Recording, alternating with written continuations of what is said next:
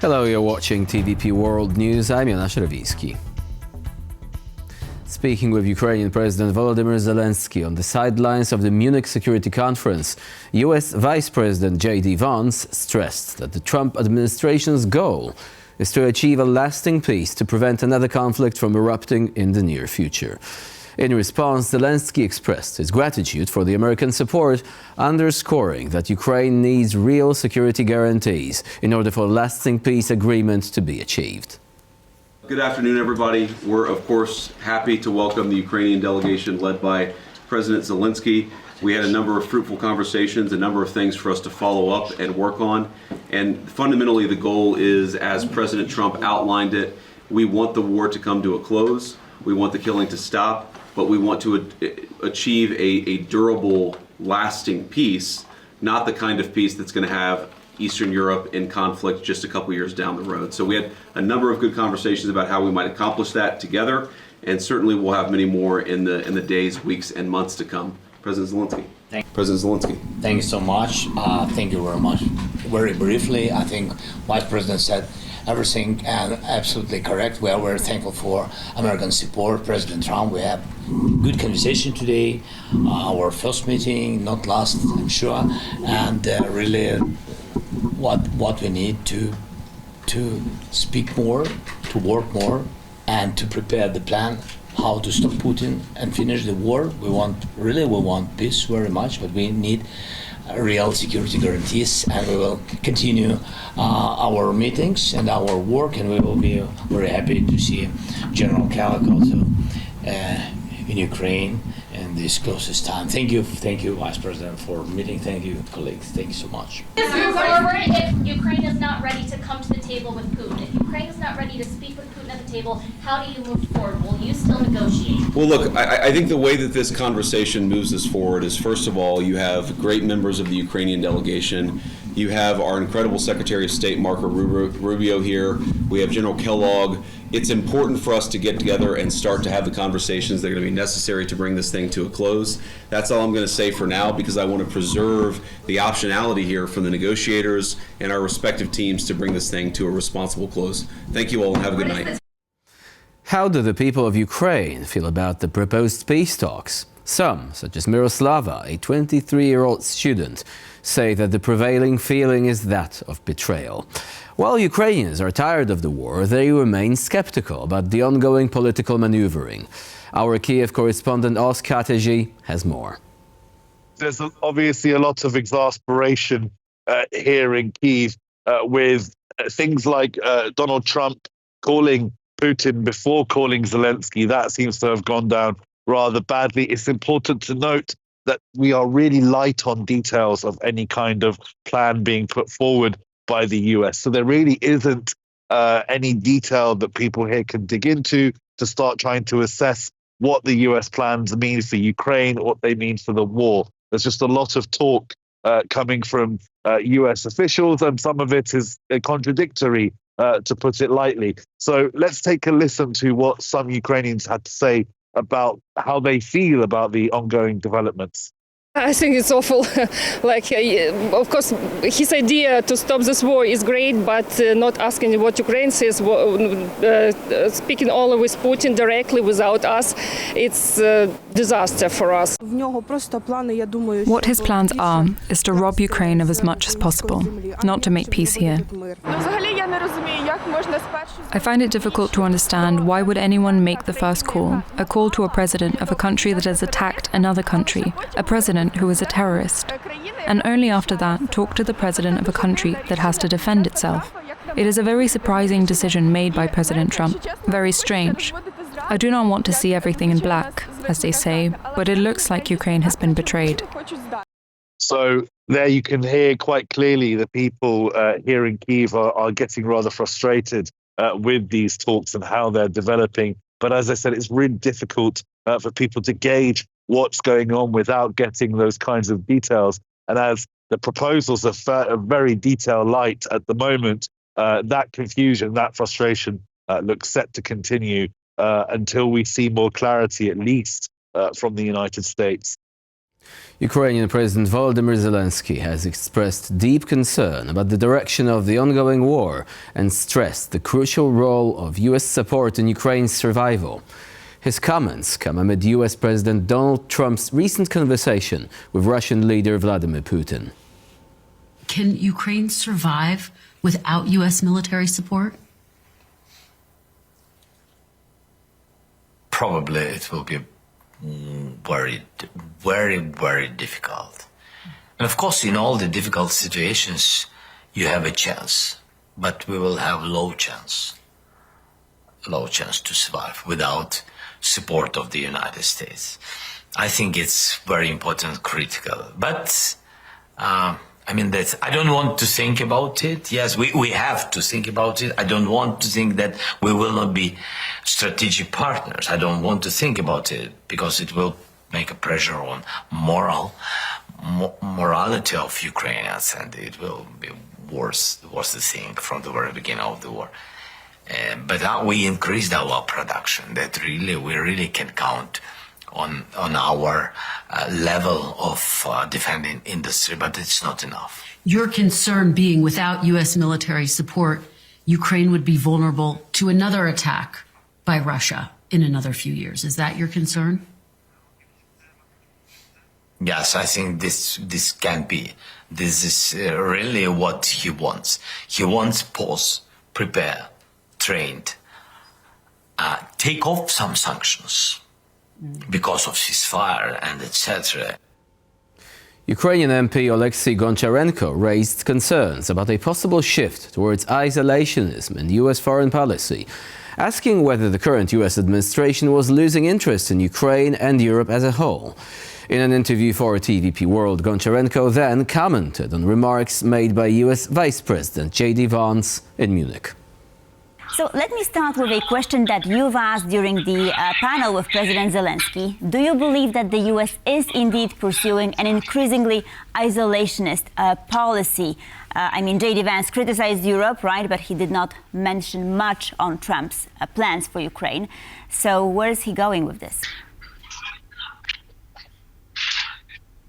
We all heard JD Vance's speech, Vice President's speech here in Munich. And this speech was... he was very critical towards Europe. He wasn't at all critical towards Russia. He didn't mention Russia. He didn't mention the war Russia continues against Ukraine. And it's quite strange. And that shows us something, that signals us something. And I don't like this signal. I understand that maybe this administration, there are a lot of saying they're just 1 month. So maybe it doesn't mean something super serious for the moment. But, it's a wake-up call, and it's a wake-up call for all of us, first of all, for Europe. It looks like this current U.S. administration is not so much interested, not in Ukraine, not in Europe in general. That's reality, and we can't ignore it. German Defense Minister Boris Pistorius has also responded to the words of US Vice President JD Vance. At the ongoing Munich Security Conference, Vance accused European leaders of undermining democratic values. He paraphrased the words of Pope John Paul II, saying, "Do not be afraid to listen to your people, even when they express views that disagree with your leadership." Here is what Pistorius had to say in response. We also fight so that you can oppose us.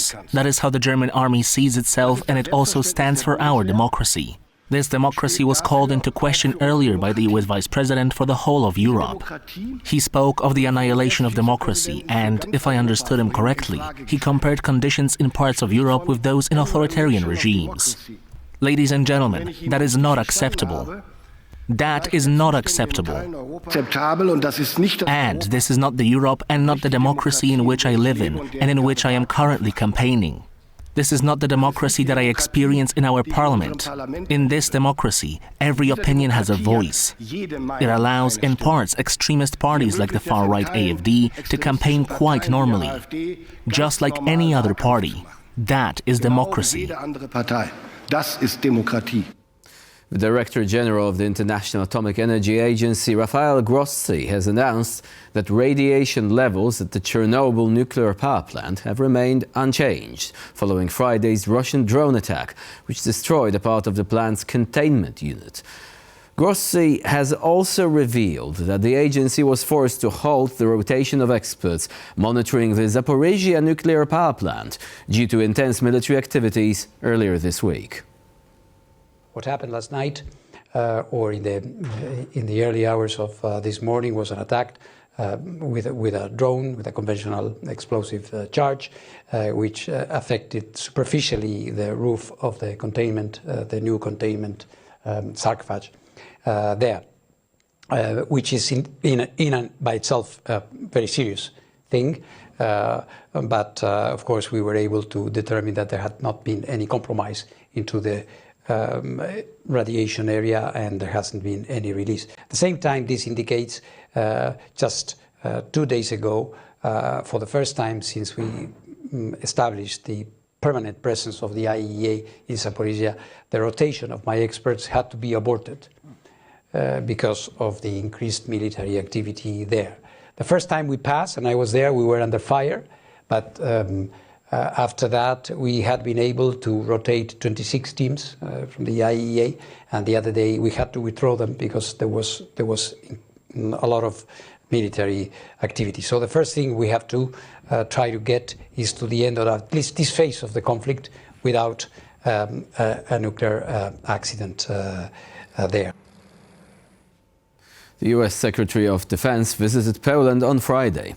And if there is one thing Pete Hegseth emphasized, it was the need for Europe to make more responsibility for its own defense. He also said Poland is a role model for other countries in the region. Our reporter Paweł Trzaskowski was on site and has more.